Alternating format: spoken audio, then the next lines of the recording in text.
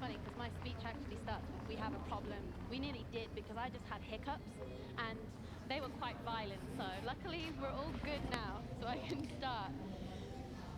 We do have a problem though, and that is the most important relationship we have in our lives is the one we have with ourselves, and we're not taught about it. I want to challenge you to think about if we were taught how to look after ourselves using self-care, could we help enrich our lives, make us happier, combat our insecurities, and enable us to reach our full potential? For example, have you ever blamed your body? Oh my God, that dress is so cute. I can't wear it, I'd have rolls. I know why he didn't call me back. It's because I put on 10 pounds last week. Damn those burritos. And the thing is, body image is often associated with teenage girls, but in fact, men and boys are affected too. Eating disorders and mental health can affect anyone at any age, at any time. And that's why this is so important to me and why we're here today connecting with you all. So many guys now are going to the gym and they're even abusing steroids because maybe their selfies would get more likes if they had a six-pack of abs, not beer. I know that when I was younger, I would look in that mirror every single day and hate what I saw. Why don't I have a thigh gap? Why does it look like this thigh ate the other one? Oh, more pimples? Are you kidding me? I hate myself.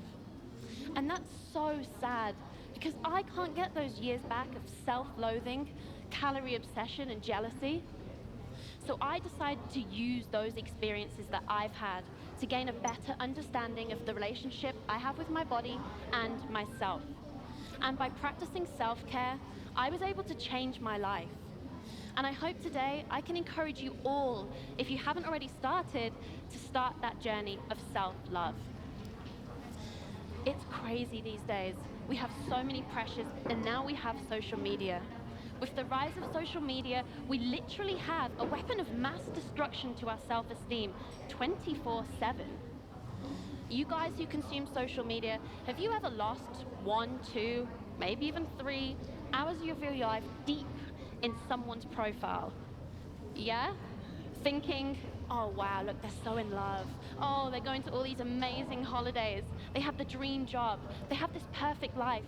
Why isn't my life like that? The scary thing is, that's not real. Social media is a curated, filtered, often airbrushed, and sometimes even lifestyle illusion. That's why we need to be taught about it. That is why we need to be taught how to cope with these pressures in schools. And it's become my mission to teach self-care and get it into the education system. Because we need to be taught how to look after ourselves mentally, physically, and emotionally. I'm very grateful I have over 3 million followers online, and I commit to being authentic, honest with them, and not retouching my pictures that I own because I have to forgive myself. I've been in the industry for 13 years, and I would get images back of myself that my family couldn't even recognize me when they flipped through the magazine. Literally couldn't find me. And I would look at these pictures and think, well, wow, where did half my arms go? My legs are so much skinnier. I've got 0 flaws. Is that how I'm meant to look? I'm meant to be that perfected image?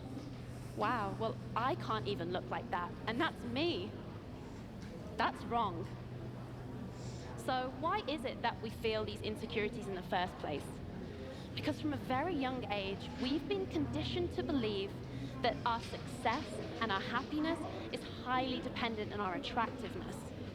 Think about all the prince and princesses you saw. Slim, toned, tall, proportional features. The magazines and celebrating severe weight loss that's actually unhealthy, or those who have been nipped and tucked to look 20 years younger. Because if we are insecure, we are a motivated consumer.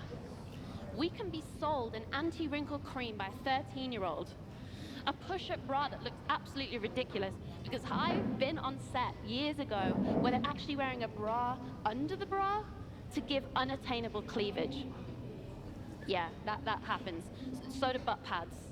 Butt pads are in all those jean adverts you see, just saying.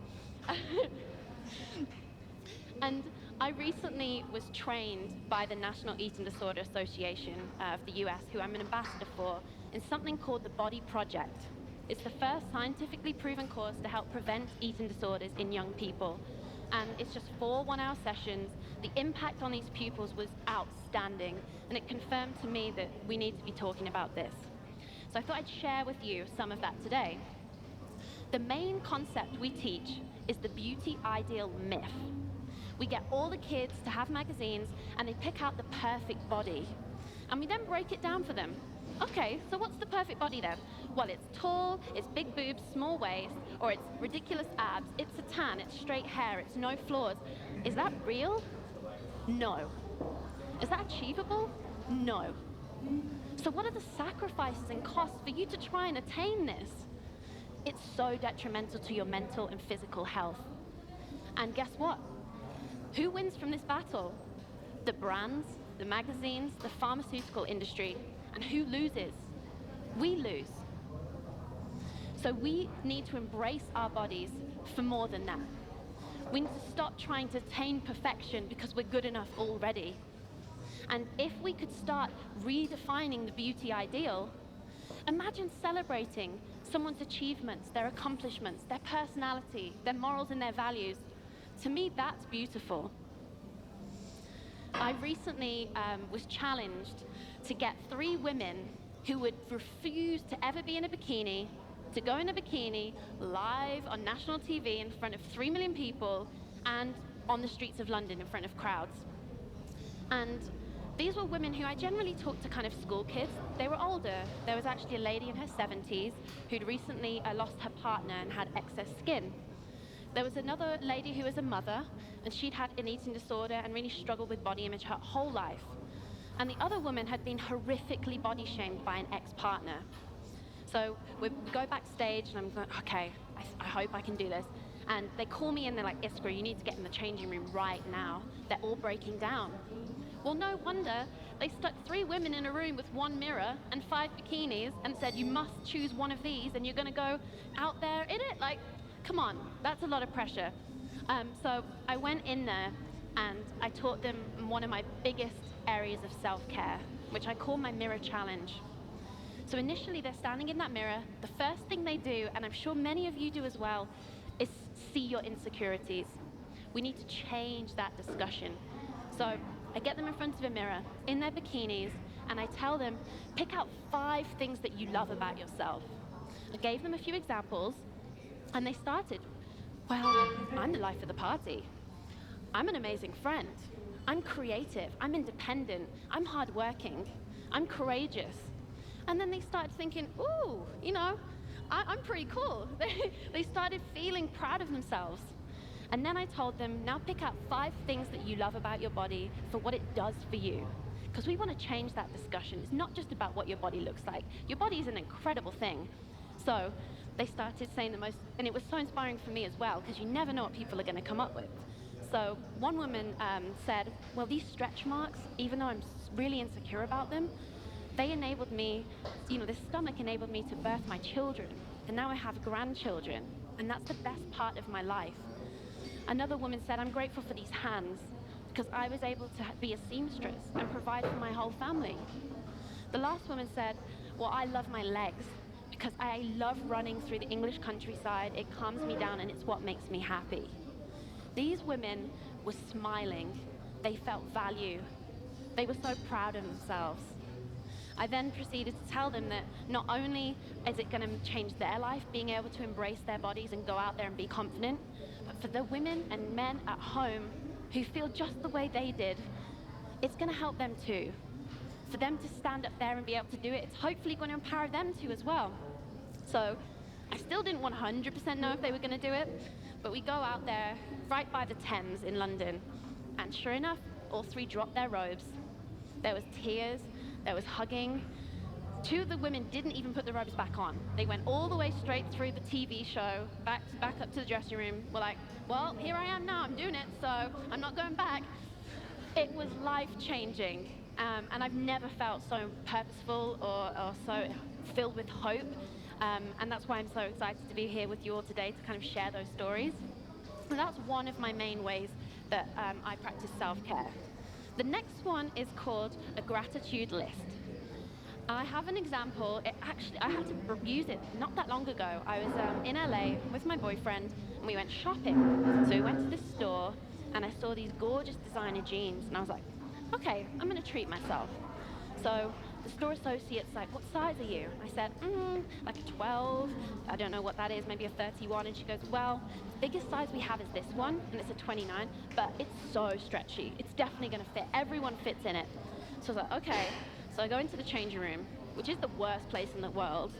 It's claustrophobic as hell. It's usually hot. The lighting's from above. The mirrors just are awful. And then it just feels like your inner demons are just there waiting to like pounce on you. So I'm in there with these jeans, and it's like me against the jeans. And I'm there, and I'm like, okay, it's not going well. And then she's shouting in, I bet they look so good. And I'm like, not yet, I'm getting there. And I kind of got to here, and I was like, it's great, you're just gonna have to give up. And that's when it hit. I broke. That 15-year-old me came back and said, you're unworthy of being in these jeans. You're too big. What's wrong with you? Why can't you fit into the biggest pair of jeans in the store? And that's when I was like, come on, Iskra, come on, use that self-care, go, go, go. Brought out my gratitude list. And I want you all to start your own right now, tonight, because it saved me in that moment. Wow, okay, I'm on holiday. I have a real boyfriend who loves me at this size, so clearly that's good. I'm in LA, I'm from England, that's awesome. I'm healthy, I'm alive, I have clean water. And then I started to think, what the hell are these jeans right here, this piece of fabric, trying to break me right now? These are not going to ruin my day. I refuse, flat out refuse to let this ruin how I feel about myself. So I used that self-care, that knowledge. Thank God I had that, because otherwise I would have gone out there a blubbering mess, and my boyfriend would have been like, what's wrong with you? So that is my other piece of self-care that I'm giving to you. If we go back, the reason why this can seem shallow to some maybe, but it's actually really important, because there are some shocking statistics out there.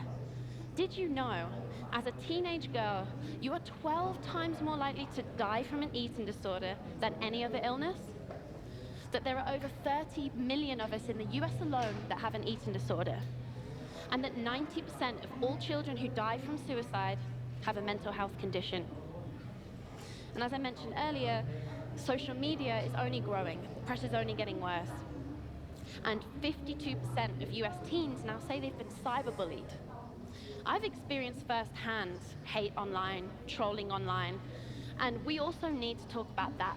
That to me is also part of self-care, because the bullies are just putting their insecurities that they have onto you. I know that when someone says something nasty about me, it's a reflection of how they're feeling inside. But we need to educate people, we need to educate the victims and the bullies so that this stops happening. One way I like to do it is ignore it, report it, block it, delete it, act like it never happened. But I found another cool way, which was I recently got a comment, and for me it was hysterical, but actually a few of my followers got really upset about it because they said, you're the reason that the healthcare system is a mess. You need to put down your McDonald's and stop eating crisps. How ridiculous is that? I happened to be on set in my underwear doing a shoot with crisps around me, and I thought, this seems like a good opportunity to show them what I'm made of. So I decided to do a picture of me covered in crisps, eating the crisps as an F you. Like, hell no, are you gonna bring me down? I'm gonna keep eating crisps even more now, actually. I really, really like crisps now. Because I wanted to empower myself. I wanted to be able to use something that was negative and turn it into a positive. And sure enough, I think that video got like 80 million views or something, because that's what we want to see. We want to build each other up. We want to empower each other. And I'm so grateful that I've been here today and been able to connect with you all, because I want to encourage every single one of you to invest in yourself right now. I want you to understand that if you learn self-care, practice self-care, you can then gift self-care. Imagine being able to give your loved ones the gift of self-love. Speak to your body in a loving way. It's the only one you've got, it's your home, and it deserves your respect. If you see anyone tearing themselves down, build them back up, and watch your life positively grow when you give up the pursuit of perfection. Because the real beauty ideal is being imperfectly you. Thank you so much, everybody. Thank you.